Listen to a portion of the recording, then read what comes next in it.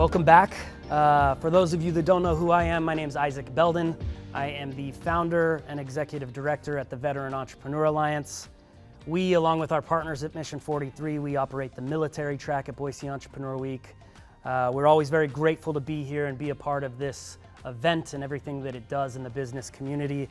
Today, I am excited to be sitting with a VEA member, actually, and a friend, Donald with Rattler Medical. He is also the grand champion, if you will, of Boise Entrepreneur Week 2024. Donald, thank you so much for sitting and chatting with me. I feel lucky to have the opportunity to sit down and talk with you based on our connection, and just I'm extremely happy for everything that's been happening for you and the journey that you're on. And yeah, I appreciate it. How are you doing today? Busy. Yeah, I bet.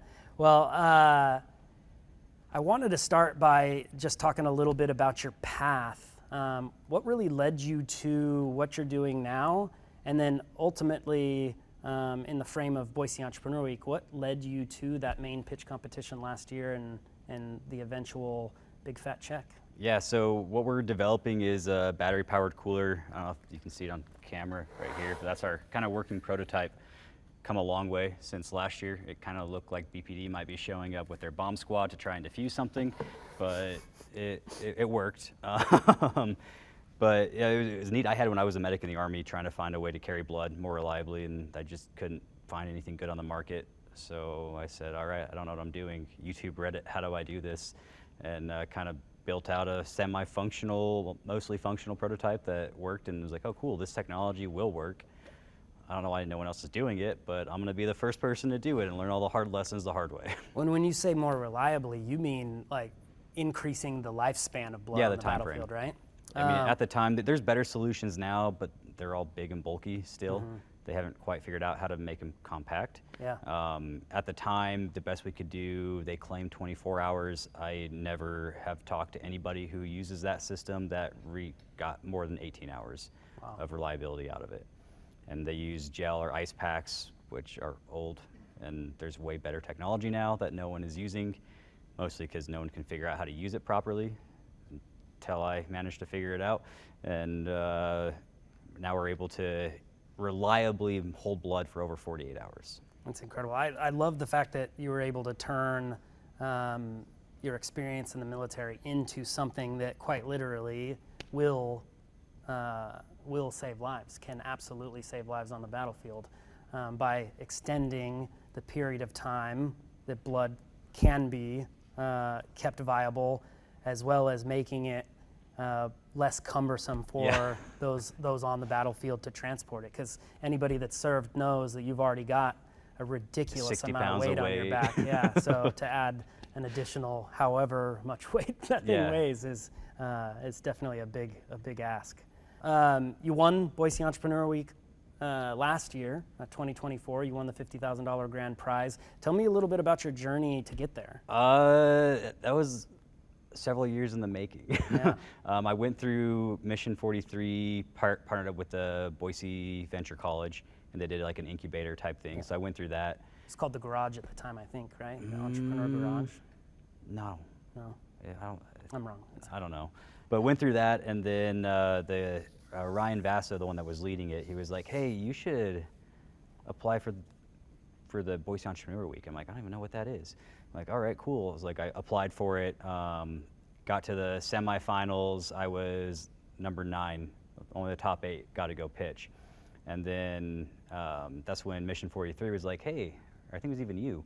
I was like, hey, we have a military track. You can still apply for that. And I was like, okay, sure. So I applied for that. I did not win that pitch competition. In my defense, we were not giving away enough money to be meaningful for you. Yeah, well, a bunch of the judges were like, hey, you had a phenomenal pitch. Yeah. And like, $5,000 to you isn't even a drop in the bucket. Yeah. Like, you should really be in the main pitch competition. Yeah. I'm like, well, I was number 9 out of 8. Like, I missed it by that much. Yeah. So they put me here, but I walked away winning from that. I made a great connection with Sawtooth Advisors and a bunch of other community members that really helped shape kind of that trajectory and that path. and then applied the next year for the Boise Entrepreneur Week and made it all the way to the final night, and then most anxious and nervous night of my entire life. And I was I sitting was there. It was rough because they were like, all right, so second place for the main pitch competition. And then they did everything else before that one. So I'm sitting there, I'm like, come on. I'm like, That's awesome. and then I got like a little peek at the check when they brought the check around. I saw a T, and I was like, I think I'm the only company with a T in my name. I'm like, no, there's no way. And they're like, yeah, Donald Young with Rattler Medical. I was like, oh shit. It was that was me. It was so cool to see. Like, we didn't really like the VEA. We didn't really play much of a part in it, but it was so cool to see somebody in our community take on a task like that against all of these other great companies, and to rise to the top. It was just really cool, and just a really good example of what our military members, what our veterans can do when they apply the skill set that they've learned over their time in the military and turn it into good in the world. I mean, 3 of the winners for Boise Entrepreneur Week historically are all military. Yeah, so kind of a story you probably know, but maybe those listening don't. That was really the thing that was the tipping point that led to a military track existing. So I'd been stalking TM for years, trying to convince them that there needed to be a military track, and he was never opposed to it.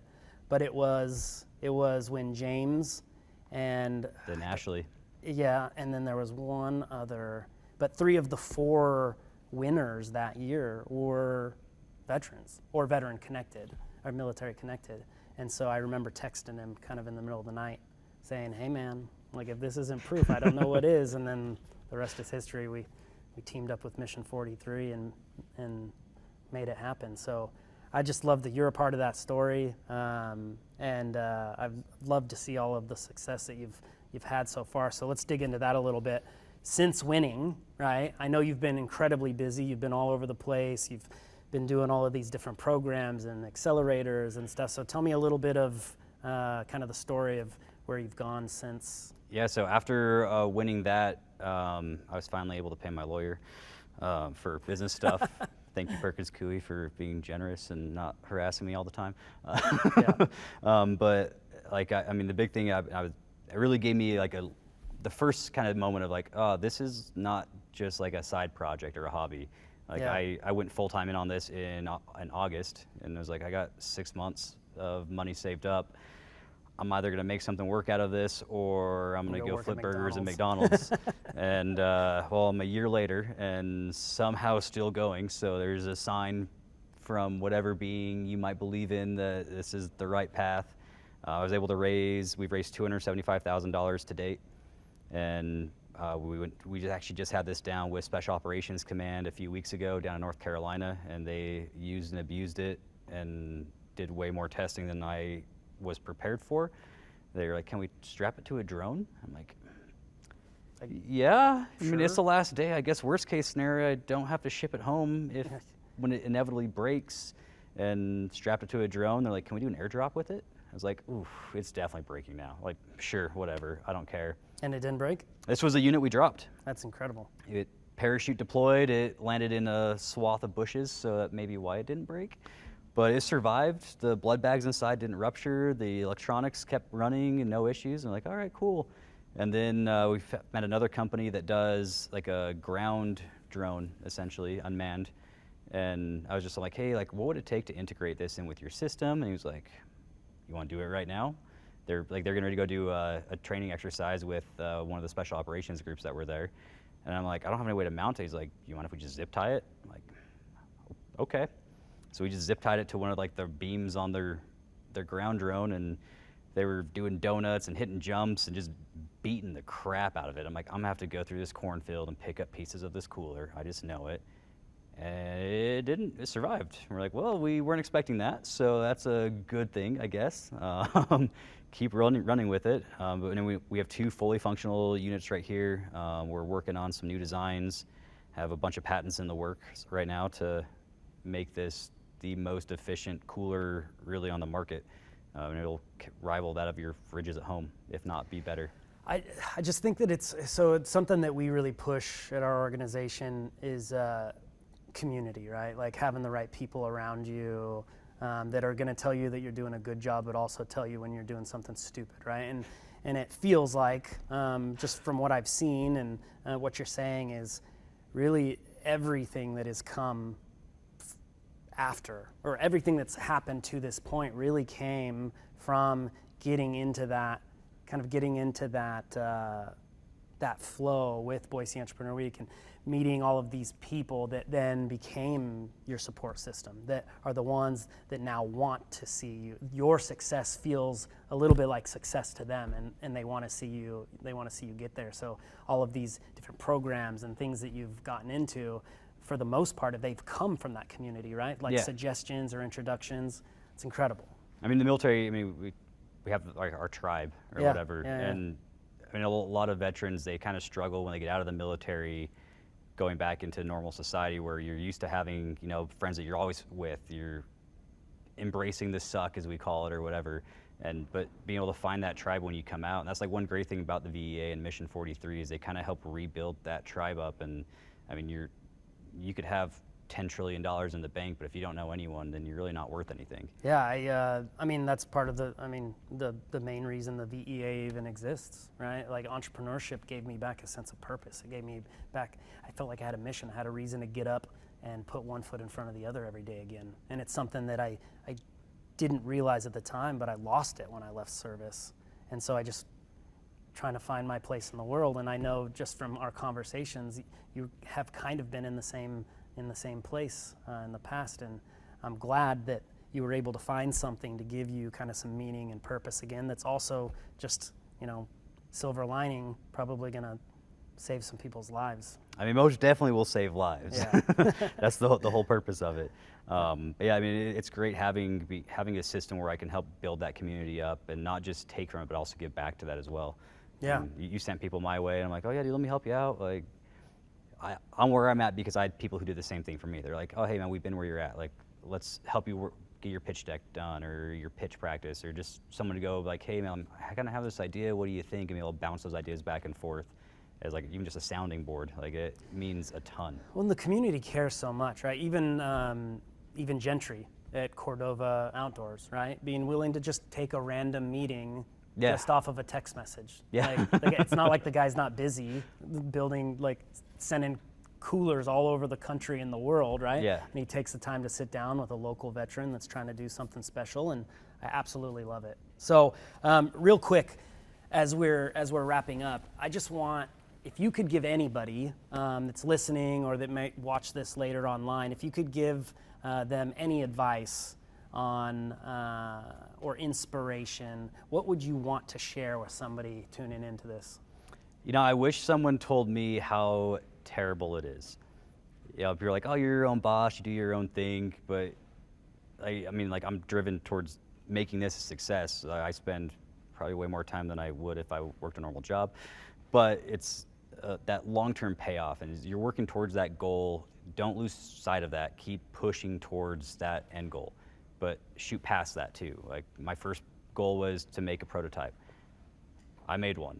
And it was like, cool, I don't know what to do now. Yeah. And then, that's when I met people, they're like, oh, here's how, you should go about this. And now I'm like, cool, like, so my goal is to get this to market, but then also scale it, get into the military, get into EMS. So how can I do steps early on to ease that and keep like that progress going without losing track of that and losing sight of that? Well, and just kind of to wrap that up, I think that it's important that people understand that there's no right or wrong, no like dead set right or wrong way to do any of this. And your wins are going to come with your losses, and your losses are going to come with your wins, and sometimes they're equally as important to the journey. And so you've experienced both really high highs and really low lows, and being able to ride that out and be able to make it to the other side, and to be able to be a sounding board or an inspiration or a guiding light of some sort to other people that are trying to go down the path that you have gone down and are continuing to go down. I think that that's really important, and it's really great of you to want to give back in that. So I just want to thank you. I love watching what you're doing. It's inspiring. It's an example of what we can do, and we set our minds to it, and we're not willing to take no for an answer. So again, thank you. I appreciate you. And to everybody watching, thank you. We're going to be right back, but first we are going to hear a quick word from our sponsors.